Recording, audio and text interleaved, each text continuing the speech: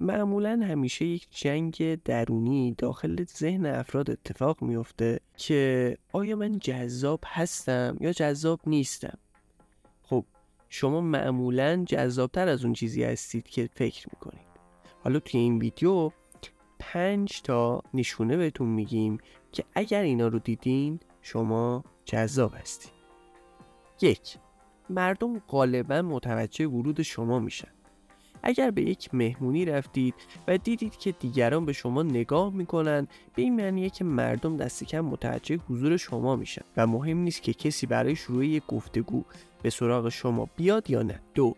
معمولاً تمایل دارید لبخند بزنید.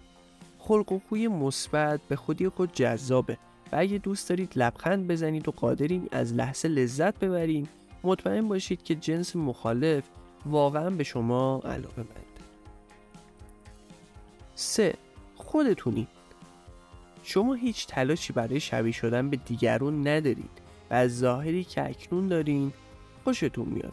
متمایز بودن شما توجه زیادی رو به خودش جلب میکنه و به دیگران این امکان رو میده که بدونن شما از زندگی و از خودتون چی میخواید. 4. زود حوصله‌تون سر میره. اگه اتفاقی افتاد که مسیر معمول زندگی شما رو متوقف کرد، مثل یک بیماری، یه سفر کاری یا یه چیز دیگه، احساس میکنید زمان به کندی میگذره.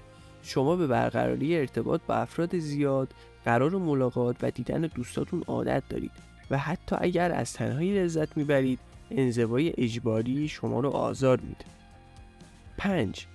مردم برای شما پیام میفرستند یا با شما تماس میگیرند. حتی اگر در یک رابطه هستید یا همسر دارید، ممکنه علیرغم موقعیت خود از افراد توی شبکه‌های اجتماعی پیام دریافت کنید. البته که باید این پیام‌ها رو نادیده بگیرید.